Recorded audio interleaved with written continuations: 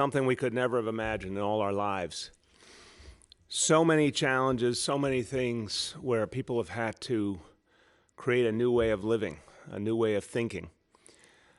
We've all, here at City Hall, here in the city government, we've tried to give you guidance. We've tried to give you all the information we have to help you through this. But I know for all of you, for every New Yorker, for all of us, it has been a really challenging process trying to figure out our own approach, every single one of us, every single family, our own approach to this crisis, a crisis that nothing like this has happened in a century in this country. And we're all trying our best to find the right way to handle it, to help our families, to help each other, to help our communities, to help protect ourselves. And I think one of the most challenging parts of all this has been that there's so much we all don't know. And it has been very frustrating for all of us to not know more, to wish we could know more, to wish the scientific community, the medical community, anyone, anywhere had all the answers, and yet we know that's still not the case. We have learned a lot from fighting this virus right here in New York City. We've learned a lot about what New Yorkers are capable of to support each other and to rise to new heights. We've learned a lot about what works, and we've certainly seen the power of social distancing and shelter in place. But there are so many things we still don't know, and so many things that very personally, very humanly gnaw at us because we don't know, and we want to know. Very immediate questions. Most obvious. I ask it myself, my family asks it. Have I already had the coronavirus and I didn't even know it? Have I been exposed to it? All of us are asking this question. Have we somehow contracted this virus already? Have we in some way exposed other people to it? We don't know. And that is the reality of this phase we're in right now, where this disease is widespread, where we have had community transmission now for weeks and weeks. And we haven't had the thing that would really be the difference maker, and that's testing, obviously, on a really broad scale that would help us all to have a lot more answers. That's been the reality we've been living through the months of March and April. It's not an acceptable reality for any of us. It's been what we've had to make sense of somehow. And again, I credit all of you. You've found the best way you could to deal with a situation where there's just not enough answers. But I want to remind us all, I want everyone to take hope from the notion it does not have to be this way. It does not have to be this way going forward. We can change this situation. We can actually provide a lot more answers if we get the help we need to do it. And then we use the extraordinary capacity and ingenuity of New Yorkers to follow through. When we have that testing, a whole world of possibilities is going to open up. We're going to be able to give people a lot more answers. And it's going to help us not only to have more comfort, knowing that we know a lot more about what we've experienced, what our families experienced, it's going to give us more power to push on to the next phase, to push back this disease and make things better for all of us. We need to be able to envision that next phase, that new reality where things really do start to get better. And it's someplace that will take real work, obviously. But we can get there. We will get there.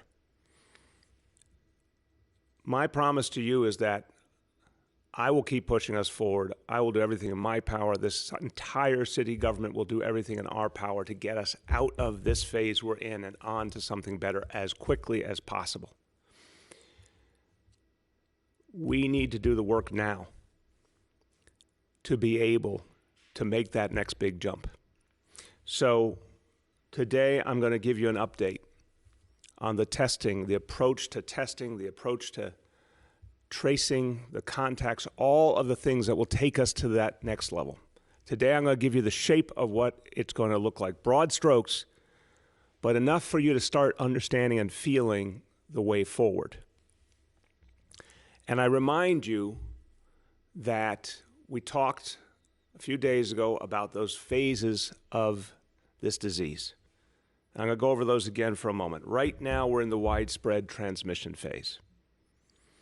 This is not a place we're going to stay. Obviously, we can't accept this reality. We're going to fight our way out of it. The next phase is called low-level transmission. Now, to get to low-level transmission and to hold on to it, you need a huge amount of testing. Not just tens of thousands of tests per day, as many as hundreds of thousands of tests per day for a city of 8.6 million people. But when you have that kind of testing, when you have it available whenever it's needed for whoever needs it, then you're also able to do a lot of the other things that continue to contract this disease and make sure that people are protected. So when you find that someone has tested positive, you're in a position to isolate them, to quarantine them, to trace all the people that they came in contact with who might have gotten the disease from them, the people they came in close contact with, and then help all those people as well. So we have to be ready to push into that phase, that low-level transmission phase that we all want to get to. We have to have all the building blocks in place. Even while we're fighting to get the testing we need, we have to have the building blocks in place, and that's what we're announcing today. So the plan is called Test and Trace, and it's a very straightforward concept. It's what you have deserved all along. Had there been the testing from day one, this is what we could have done so much more of in the very beginning to contain this disease, but now this is how we ultimately defeat this disease. You need to be protected every day. You deserve that as a New Yorker. You need to be protected. You need to know help is there for you. You need to feel that sense of protection. Testing is going to allow us to do that. And you need that test to be easy to get.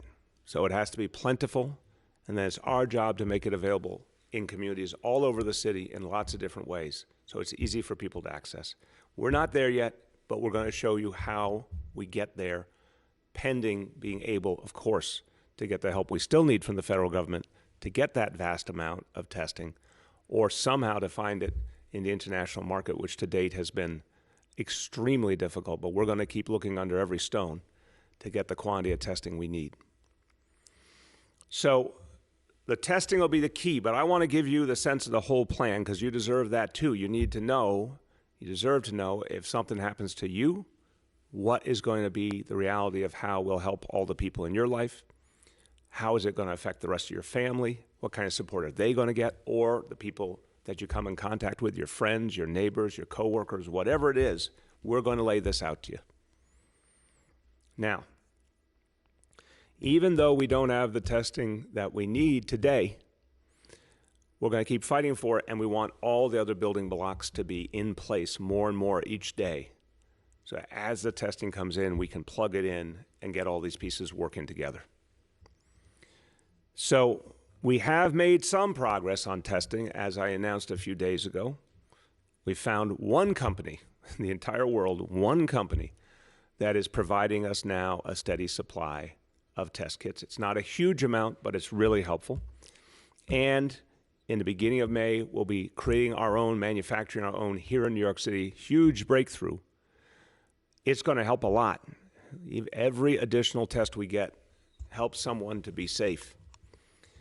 But we want to find a way to expand that production as much as we can locally while finding every other source around the world, and especially getting that federal help we need. And that demand has to continue every day, because the one place that could really create the breakthrough is the federal government. They still haven't done it. So we will then need, once we have more and more tests, more and more sites to do the testing. And we're identifying public sites, public buildings all over the city that will be turned into those test sites. And they'll be ready to be turned on very quickly. So we do believe, because we're seeing progress from everything all of you are doing, the social distancing, the shelter in place, everything you're doing is making a difference. We believe every day is getting us closer to the point where having that testing, having the ability to follow through in each case becomes more and more possible, because as the numbers are driven down, then the notion of literally tracing each and every case through knowing everyone the individual came in contact with closely and helping all those people. Every day the number of cases declines, that possibility of doing that really completely becomes greater.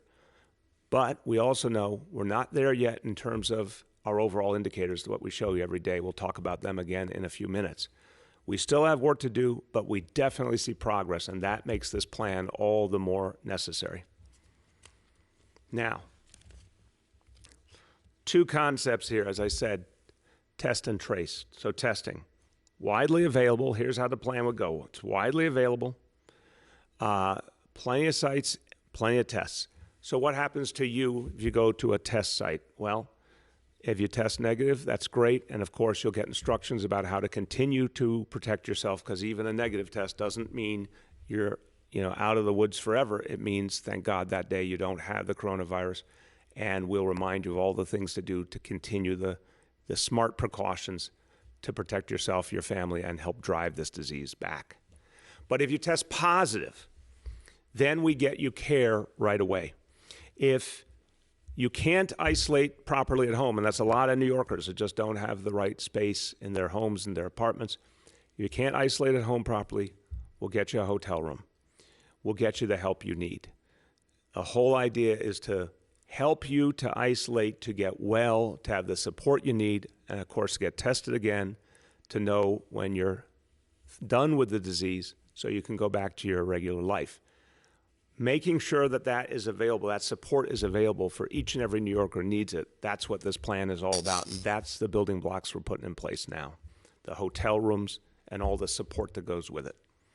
Now, the tracing is literally hunting down each and every case, every individual who contracts this disease, following up with them and making sure that they're interviewed about the people in their life they've been in close contact with in the previous days, and then following up with those people. And it's the same thing, just continue following it all the way through.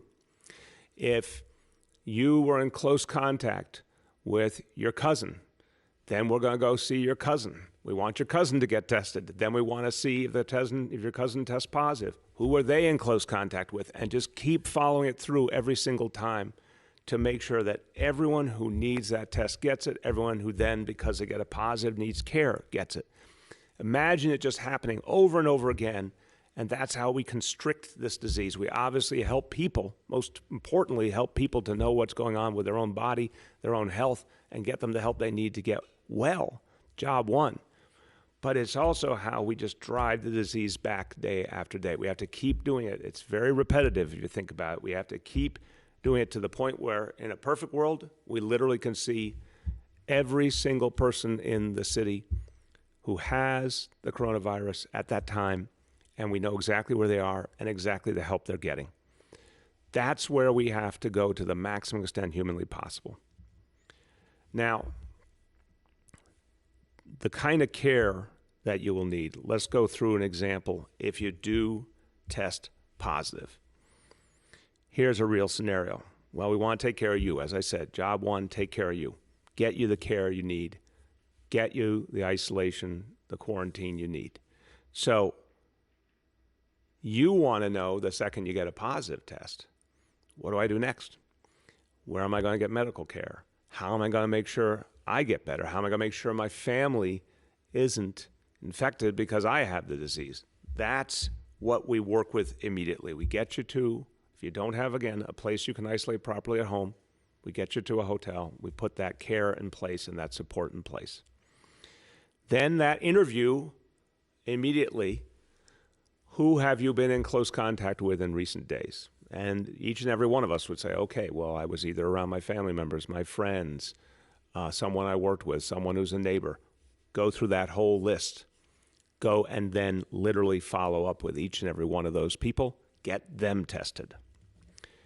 Anyone who's negative, great. We still will give them the information to help them take care of themselves. But if anyone's positive, if your friend, for example, who you just spent time with the day before is positive, then we get your friend to the care they need, to the isolation they need, and the support. And we take and interview that friend and go through those contracts over and over and over again. It's going to take thousands and thousands of people to do this right.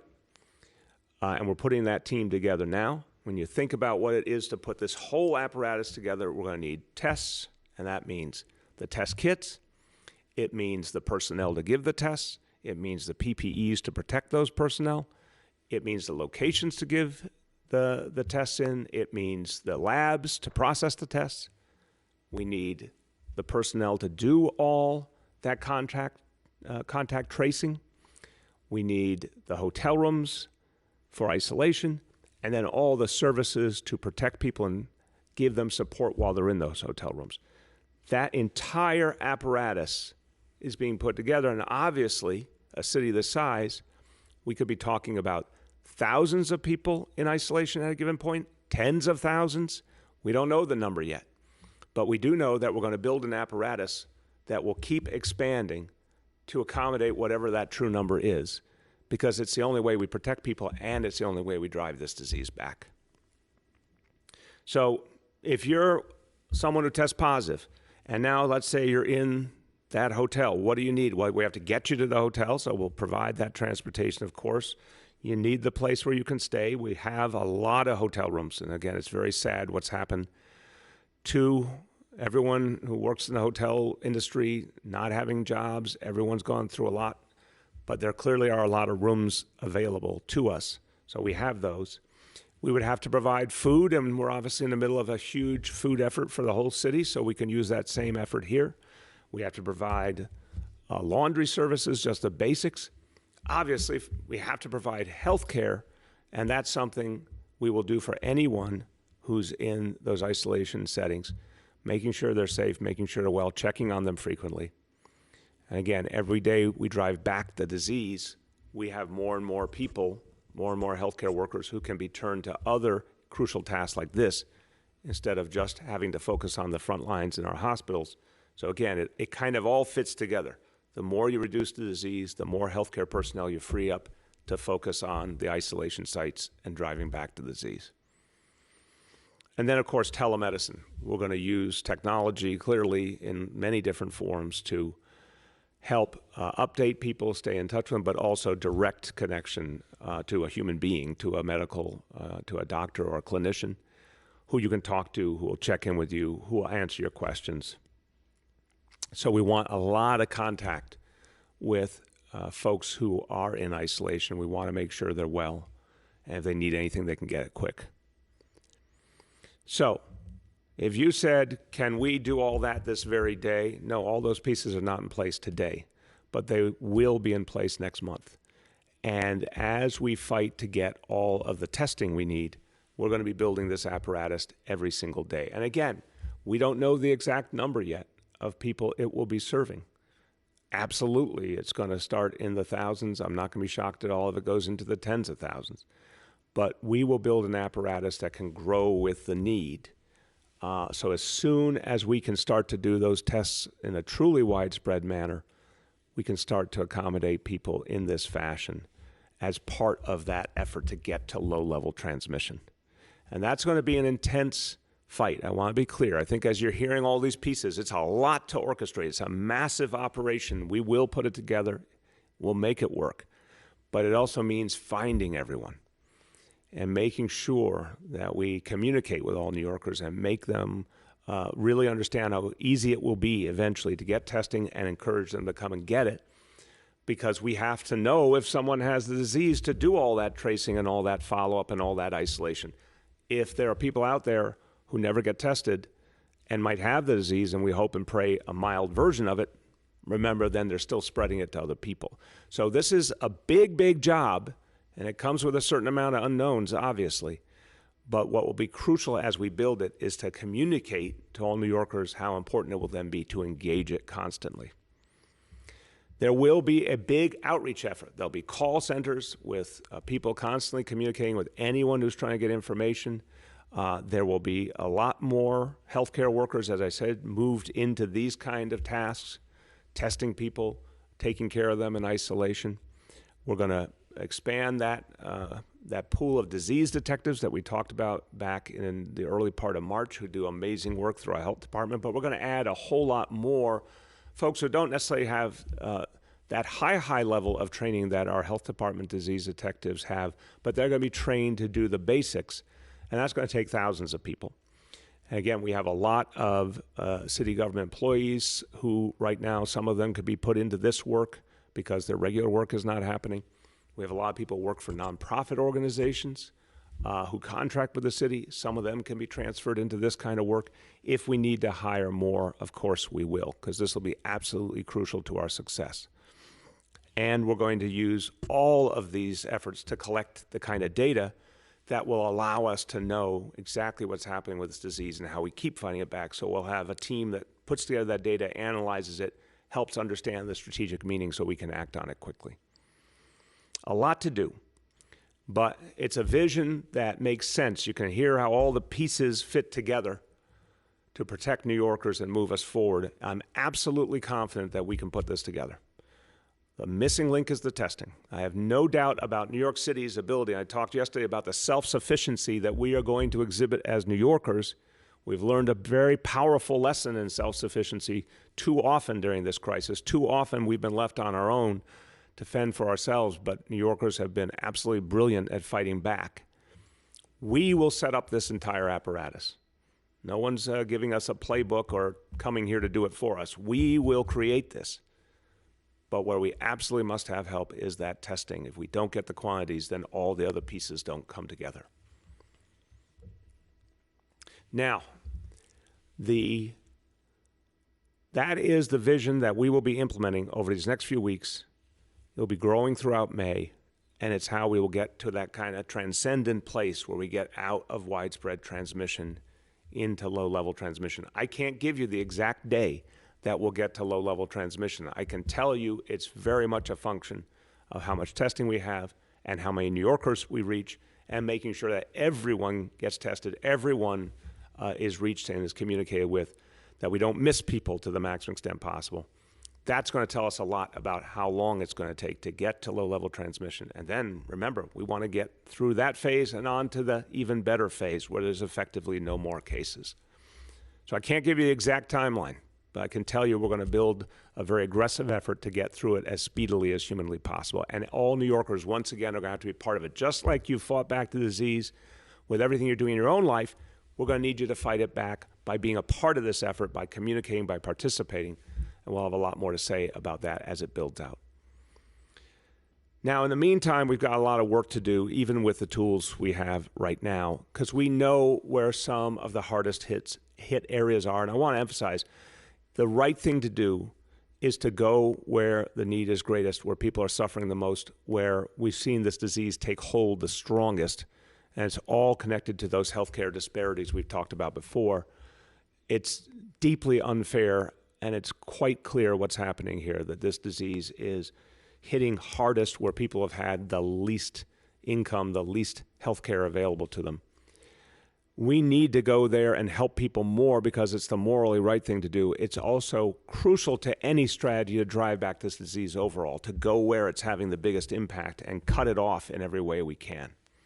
So even with the imperfections of the amount of testing we have now, we're still going to devote more testing as we get it in to focusing on the hardest hit areas. One of the groups of New Yorkers who we're most concerned about right now, who are bearing a lot of the brunt and have borne the brunt even before this crisis, is our public housing residents, the 400,000 New Yorkers who live in NYCHA buildings. Now, I want to say I've spent a lot of time with NYCHA residents. I spent a lot of time in those buildings over the years. These are folks who are the backbone of our city, who work so hard and fight through such tough odds all the time. NYCHA for decades did not get the support it deserved. A lot of people are living in buildings that haven't gotten the kind of support and maintenance they deserve, in the sense of, a building 50 years old, 60-year-old that should have been rehabbed decades ago. Never got that. And so a lot of people are living in really tough circumstances. And obviously these are among the lowest income New Yorkers on top of that. So folks who often haven't gotten a fair shake and didn't have access to the health care they deserved over the years. But these are folks who are the backbone of the city, and we owe it to them to make a special effort now that we finally are getting some testing in and building some of our own, this is going to be a real focal point. Everyone in New York City has been hit hard by this pandemic, everyone. But the residents of NYCHA have been hit particularly hard. And we want to do a lot more to reach you, to help you, to bring you support, not just the testing, but other forms of support to help you through this crisis. So, folks in NYCHA have experienced these healthcare disparities. A lot of folks in NYCHA also have the additional challenge, again, not having had really serious conditions treated sufficiently, whether it's diabetes or severe asthma or heart disease. So we're talking about a lot of people who have those pre-existing conditions. They're vulnerable, especially the many, many seniors who live in NYCHA. We're going to provide new support. So first of all, the testing that we have up and running already, the 5 community sites through health and hospitals, we obviously know they are in many cases very close to NYCHA developments.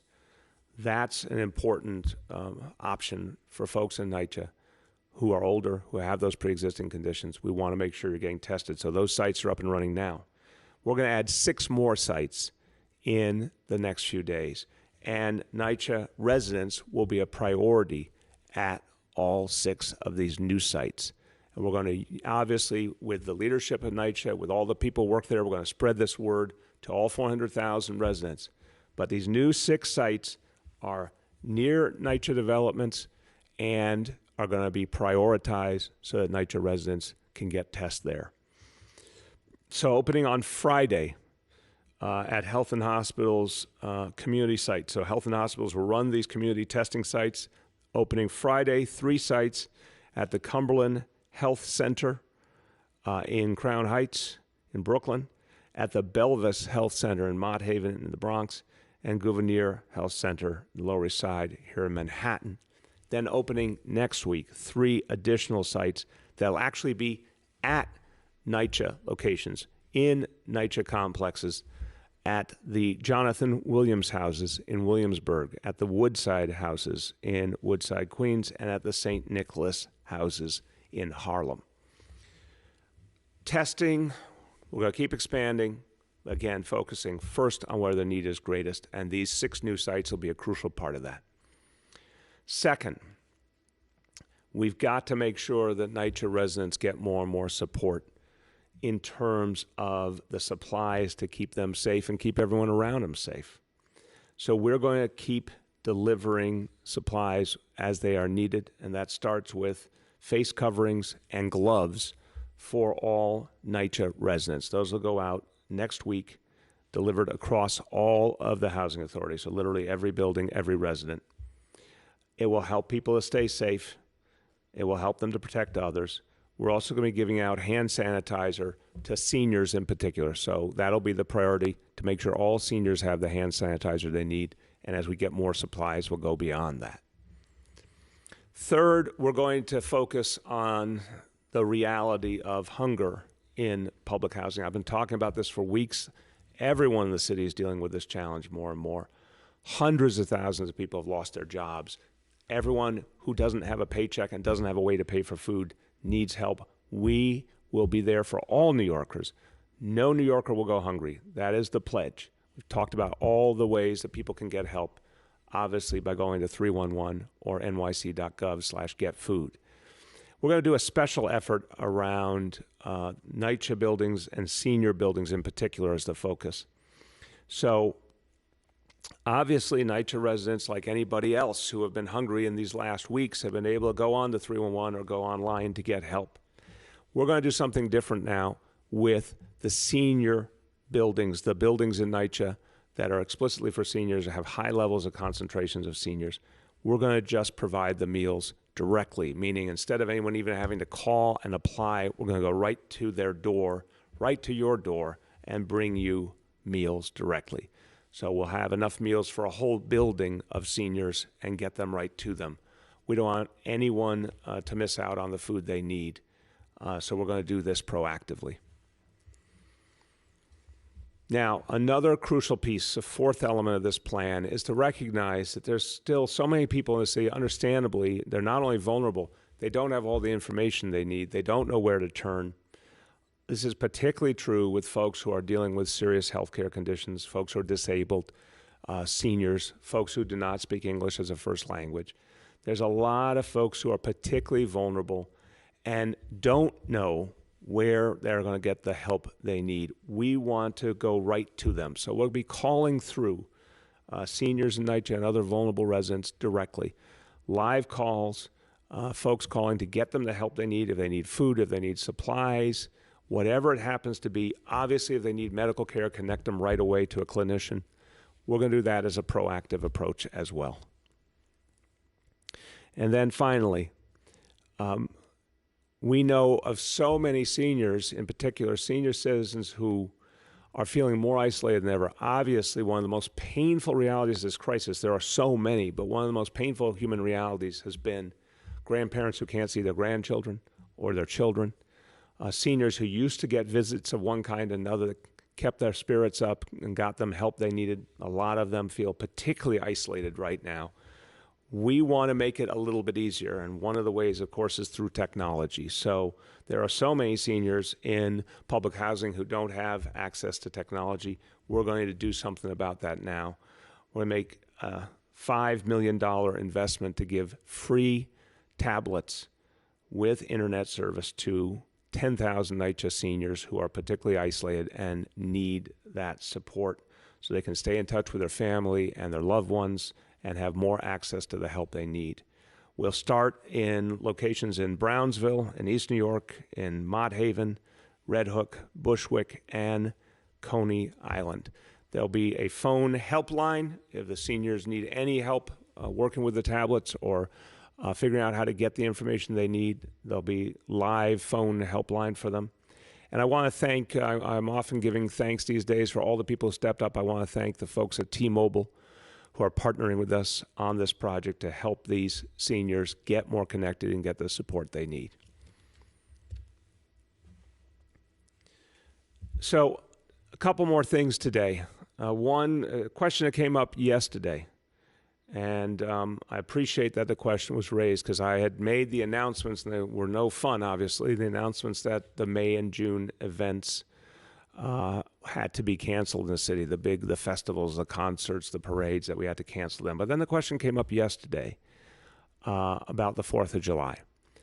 And, you know, I thought immediately about the big gathering like we're used to, you know, millions of people coming out and all. And I thought, well, how are we going to do that by the 4th of July? But then I started thinking, wait a minute, there's no day like the 4th of July. It's special, and even if we have to do something different, we have to mark it in a very meaningful way, especially at this moment where everyone's fighting shoulder to shoulder to get through this disease.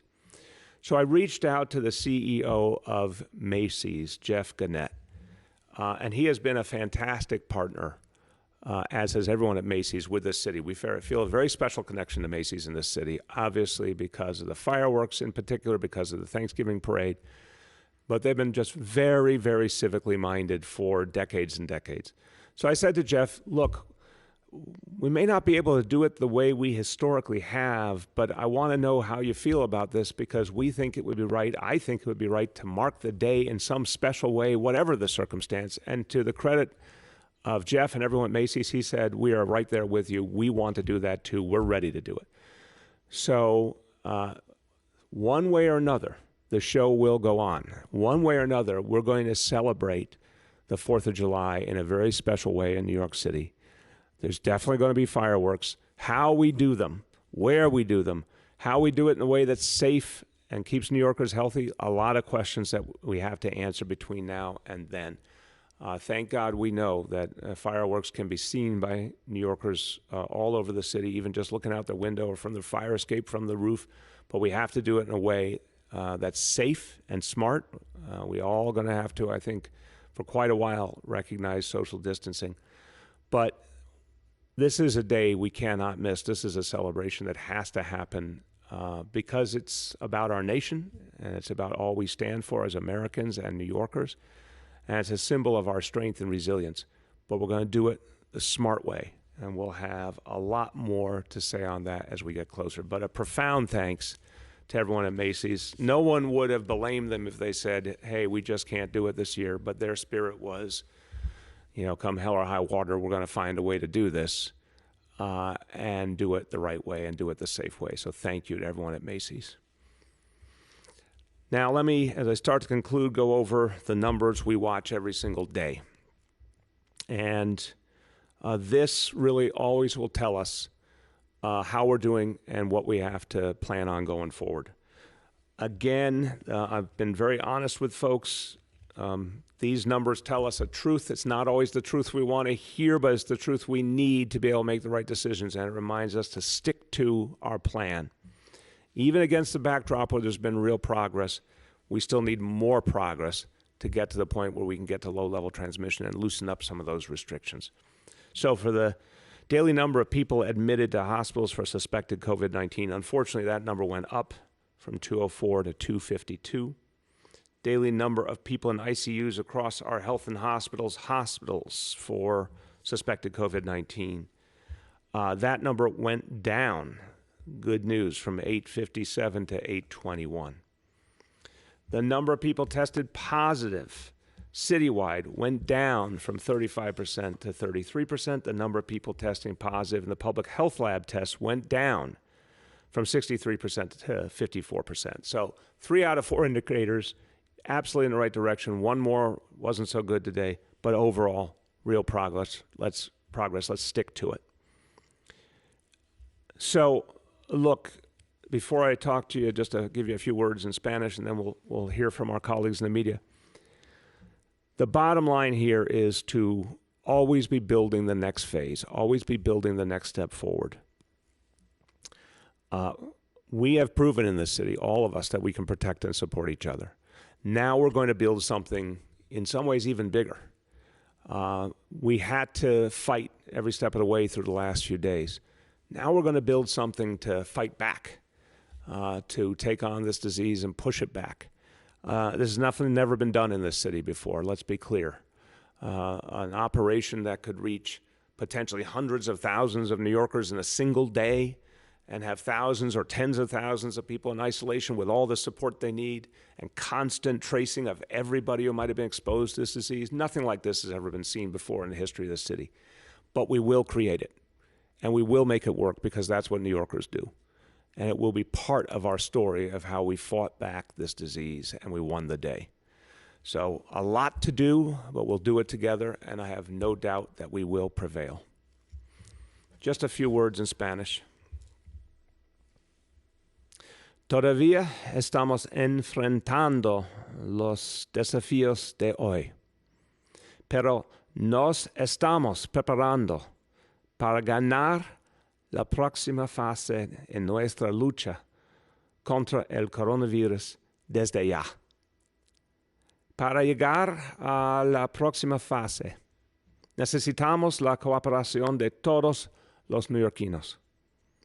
No podemos bajar la guardia todavía. Hay que continuar con nuestro progreso para seguir salvando vidas. With that, we'll turn to our colleagues in the media. And again, please give me the name and the outlet of each journalist. We'll now begin our Q&A. As a reminder, we have Deputy Mayor Vicky Bean and Senior Advisor Jay Varma also on the line. The first question will go to Juliet from 1010 Wins. Oh, hi. Good morning, Mr. Mayor. How are you? Hey, Juliet. How you doing? I'm good. So I actually have a two-parter for you. Just following up on the ticker tape parade, how do you do this with people standing in the street next to each other? Because actually that's so much a part of this parade. If social distancing issues are still there, or there are people that are concerned with being close after they're lifted. And also, following up, I called 311 again this morning to see how things were going with senior food delivery. And I was told that after placing one order, which supplies food for 2 days, the senior needs to call back to place another order. So is that something new? That is something we're going to change right away, Juliet. The folks who put together the food initiative were building out the program massively and trying to make sure that they always had enough for everyone each day, and trying to make sure that folks got what they needed, but obviously making sure that if someone only needed a brief supply, that they would get that supply of food, not assuming they would be needing it, every day or every week. What I've said to them is I want to change that assumption immediately, turn it the other way around, ensure that the food supply is constant. We can be in touch with each New Yorker who asks for food to see if at any point they have enough or if their situation has changed. But I don't want it to be time limited like that. I do understand why it was created that way, because the situation was so urgent, meaning there were so many people who needed food, and they were building up the distribution system and trying to make sure the food got to who needed it, and of course wasn't sent if someone didn't need it anymore. But I think in this crisis, we have to go with the other bias that it's ongoing until we confirm that someone's in the clear and doesn't need it anymore. So I've instructed that change to take place. And you should see that very quickly in your calls to 311. And I want to thank you again for being our 311 monitor. It is very helpful. The quality control that folks in government does is important. But there's nothing like journalists and everyday New Yorkers continuing to check to make sure it's really happening. So again, I thank you for what you're doing and what your colleagues are doing. On the parade, again, when the day comes when we can have parades again, and we don't know that day yet, what I've said is this will be the first thing we do.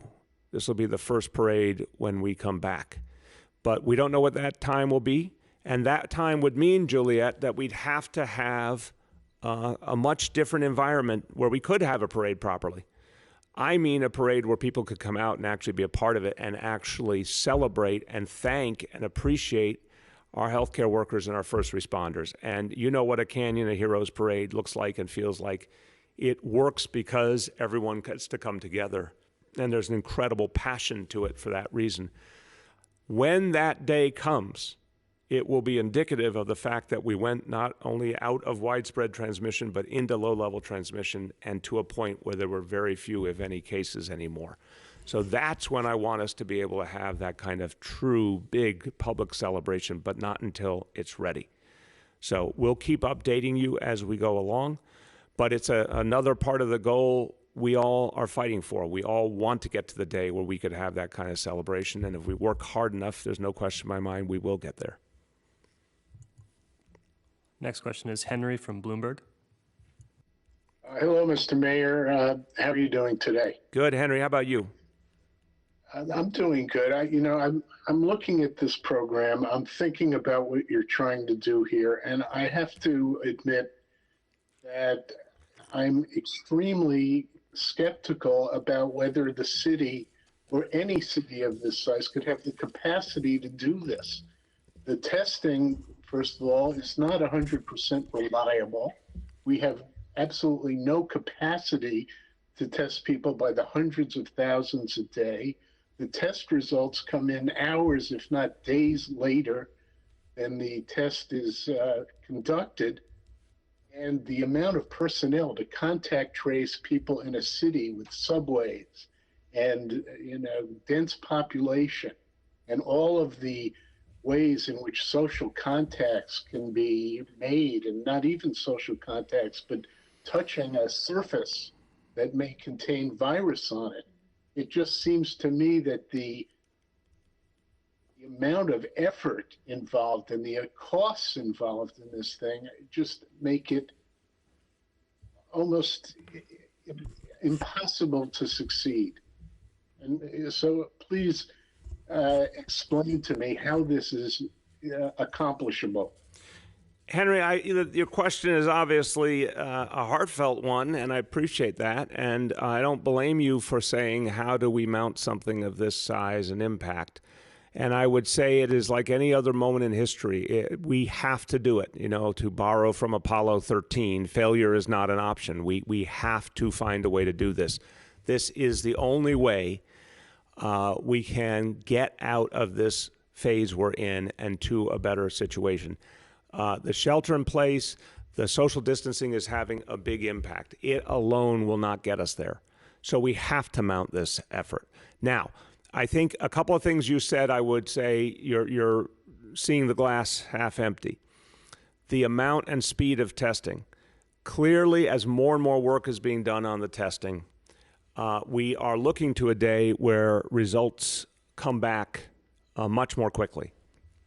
So I want to emphasize that this model is not based on the assumption of long delays in getting test results back. We hope for speedy test results as this model develops. And I think there's evidence out there that there's more and more work being done in that direction around the country. Also, on the question of contact tracing, I hear you if you said, well, wait a minute, what if you had to think about anybody, they were on a subway car with, or anybody they walked down the street past or whatever. That's never how contact tracing has been done here or other places. It's not focused on anyone you might have been anywhere near. It's focused on the people you've had close contact with. And we were talking yesterday, a group of us with our medical leadership about this. And I know we have Dr. Jay Varma on the line. He can speak to this too. There is an international definition of close contact, and that's the definition that we would use, where you were really in close proximity and engaging someone and tracing those folks. Remember in the beginning, early in March, when we were able to do this work with the disease detectives, I remember, and I always use real life examples. We had the lawyer from Westchester that was sort of the center of so much of this. We were able to follow up with that lawyer's family, and we knew exactly what was happening with each family member. With, I think it was 8 employees of the law firm that had been in close contact with the lawyer. And then the son of the lawyer went to Yeshiva University, had 2 close contacts we followed up with. It was actually something that was finite and that we could do. Is it perfect? I'm not saying it's perfect, but I think it gets you to the heart of the matter. That kind of tracing we have done in this city, we can do on a mass scale, and we can follow through on. So I would argue to you, Henry, your underlying point, is it a vast endeavor? Yes. Has it ever been done before in New York City? No. Is it going to be perfect? No. Is it absolutely positively necessary? Yes. We have to do it. We have to innovate. We have to find a way.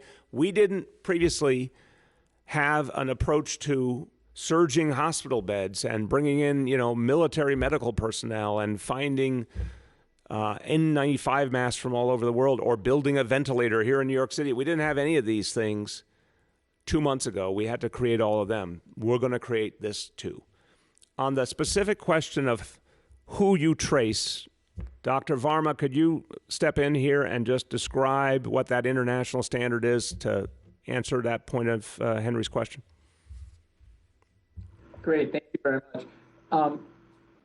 We use a definition internationally that we often modify a little bit depending on our investigations, but the basics of it are you have to have either had physical contact with somebody during the time that they were infectious, so hug, kiss, or spent a prolonged period in close face-to-face contact. We sort of arbitrarily set a time of about 15 minutes, but of course also leave ourselves open to judgment depending upon the symptoms that the person had. So the 2 most important things are, were you in actual physical contact with the person, or were you in face-to-face contact with them for at least 15 minutes or longer? Right, and that means obviously, and it gets back to why the 6-foot standard has been the norm here and elsewhere, that face-to-face direct contact, closer obviously than the 6 feet, is what we'd be looking for. And so it gives us something tangible to work with and to build that contact tracing around. Next question is Jen Peltz at the AP. Hi, Mr. Mayor. How are you? Can you hear me? Yes, Jen. How you doing? Thanks. A question about the progress indicators. As we've seen, they go up and down day by day. Since even one additional person can be the difference between red and green, how practical do you think it will be for these ever to go down all together in tandem for weeks at a time? Jen, that's the whole concept here. It's a very fair question, but I want to emphasize this standard was put together on the basis of course, knowing it was possible, for sure knowing it was possible, and knowing that it was a high bar, but also a smart measure, meaning, we do not want to make the mistake that I'm worried some other places might be starting to make of reopening so quickly that you could let the disease reassert and set us all back. We wanted to be smart. We wanted to be cautious. But absolutely, these are attainable measures. And if you sort of think about the common sense of them, if you saw the number of people testing positive going up, or the number of people in the ICU going up, or the number of new hospitalizations going up, that would not be the time to relax restrictions. You really want to have evidence that something has turned a corner more profoundly. So they're common sense to me, but of course they can move. We've already seen movement. And it interrelates with what we're talking about here. We're going to have to use these new strategies as part of the push. So the things we're seeing that everyday New Yorkers are doing are clearly working, but we're going to have to do more. And these kind of strategies I just outlined, they help you get to low-level transmission and then secure it and then push on to the phase we all want, which is when there's effectively no cases at all. So no, I'm absolutely convinced these can and will move, but they're cautious for a reason. The next question is Anna from the Daily News. Hi, Mr. Mayor. Hey, I Anna. was wondering, given,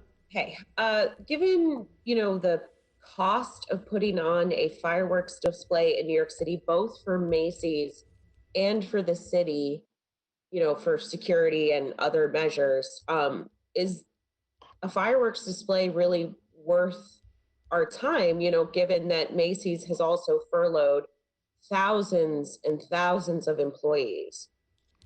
Yeah, and I think it's a fair question, but I think there's two separate concepts here. Macy's is a massive company that's been dealt a huge blow here by the economic reality. And that is a much bigger reality than whether they put on a single fireworks display. The cost of a single display is a pretty limited thing in the scheme of things. Again, we're going to figure out something we can do. We have to make sure it is safe, and we're not going to do something that we think isn't safe. We're going to find a version of it that we think is, and obviously would therefore simultaneously limit whatever else had to be done around it.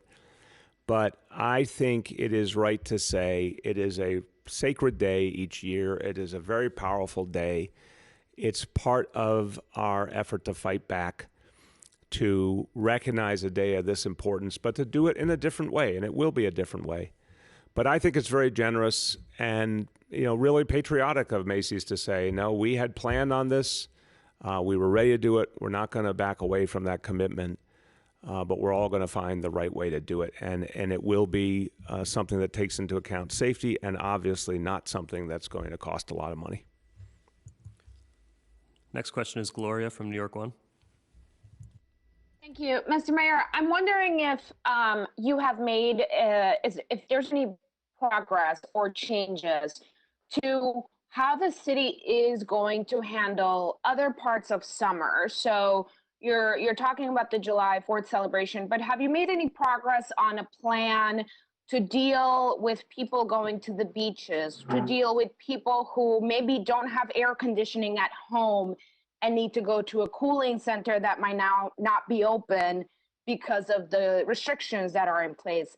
What is the city doing to prepare for summer, other than making sure that we have this day of celebration that you're talking about? Yeah, that's something, Gloria, we've been talking about over the last few days. Obviously, in these settings, we're absolutely going to be unveiling a summer plan that looks at how we can protect people, first and foremost, because we don't know as the summer begins. I mean, some people mark it from Memorial Day, obviously. Other people mark it from when school normally lets out. Whatever way you think about it, we still don't know what we're going to be confronting. What we knew was there were some things that would not be ready.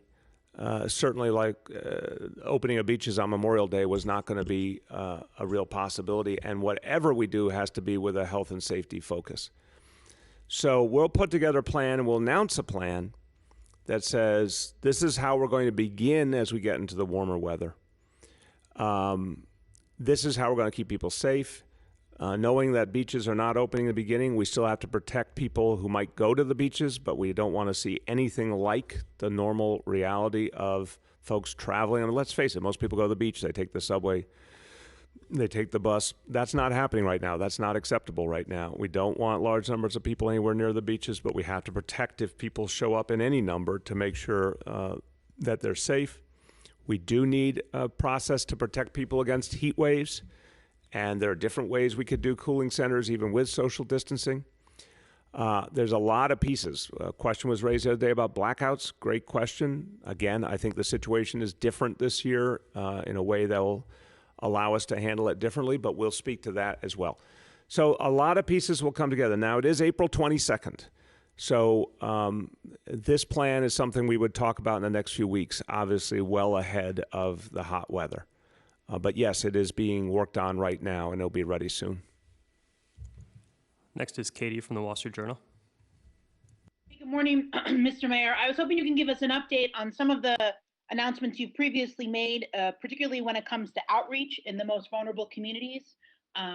In Queens, in particular, the neighborhoods that have been hit the hardest don't have nitro development, so they can't really tap into the relief you've mentioned today. But can you let us know which community groups that your administration has connected with, community health organizations that you've mentioned to do what you described as grassroots outreach? And I'm curious, I know this test and trace plan, how can it really work if we don't have the tests yet? And why wasn't there, I know that there was a shortage of tests, but a lot of this seems like things, and I've said this before, but it seems like things that we should have done a month ago, or even more than a month ago. Thank you. Katie, I appreciate the editorial comment, but I got to tell you, it's moot without the tests. I mean, you could say it would have been nice to do it a month ago, but we just didn't have anywhere near the testing capacity. And so I understand the impulse always is a journalist to wonder what could have been, but I think we all lived through this together and everyone had eyes to see. There was barely the testing available to do the most basic work we had to do. And remember, that was protecting the patients whose lives were in danger. That was testing healthcare workers, testing first responders. We cannot forget that 2 weeks ago, a little more than 2 weeks ago, we thought we were about to go into a massive ascent, unfortunately, with this disease. And it was going to take more and more testing just to focus on saving the lives and protecting the healthcare workers and the first responders. And everything we had was focused on that mission, on saving the hospitals so they could save lives. And it's only been in the last couple of weeks that we have begun to come down from that situation and think about reassigning healthcare workers to things like community testing, having enough PPEs, which is a constant struggle. We still don't have enough test kits. We still don't have enough lab capacity for tests going forward. I am hopeful those pieces will keep coming together. But no, there was no way this could have been mounted previously. Now we're building it out rapidly, so we will, as much as we have the testing, we'll be able to act on it. But there has to be a sustained supply of testing to do that. To the other question about the other pieces of the disparity plan, the plan to address the healthcare disparities, we will have an announcement shortly on expanded telemedicine options, and we will have an announcement shortly on grassroots outreach, which, again, we want to engage those clinics, not just for texting and phoning and things like that, but eventually actual on-the-ground work. And as more personnel are becoming available and as the PPEs are starting, again, not out of the woods, but starting to get a little bit more available, that's going to be more possible. So those pieces, expect announcements on those in the coming next few days. Next question is Yoav from the city. Hi, Mr. Mayor. I wanted to ask you about the 50,000 tests that were supposed to come this week from, I think it was ARIA. well, I guess, what is the current daily testing capacity in the city? And will we see those 50,000 tests actually conducted this week so that by the end of this week, the city will have tested 50,000 more than it did last week? We'll get you the testing capacity previous. The ARIA shipment, we've gotten half of it in now. The rest will be coming over the next couple of days. But remember, before that, there was no widespread test kit source. So everything was much more hand to mouth. And again, the focus on helping the patients in greatest danger, the healthcare workers, which we expanded healthcare worker testing in H&H, and first responders. So we'll get you those numbers of where we've been up to now. The community testing has just begun. The introduction now of a bigger supply, and what we think will be a sustained supply, both from ARIA and from our own production, that's now going to allow us to go to something much bigger. So we'll get you the update on what has happened previous to this supply arriving. But this is literally the first week where we ever even began to have a supply that would allow us to have something that was more of a community-based approach. Up to now, it's been a very hospital-based approach. Now it's going to start to be more and more a community-based approach. Next question is Julia from the New York Post. Good morning, Mr. Mayor. I want to read you the response from the head of the FDNY EMT union, Oren Barzilay, to your ticker tape parade announcement yesterday. He said, quote, "A parade does not put a roof over the heads of our men and women. A parade does not put food on our members' tables. The mayor needs to stop his irresponsible treatment of heroic work of EMT, paramedic, and fire inspectors of the FDNY. The heroic men and women of FDNY EMS have risked their lives during the COVID-19 pandemic, and the time is now to pay them what they rightfully deserve.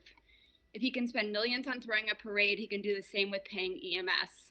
So what do you say to first responders who want you to honor their work with a pay raise, not just a parade?" Julia, throughout this process, we've been honoring all of the first responders by supporting them with what they need most, which is the personal protective equipment, the reinforcements.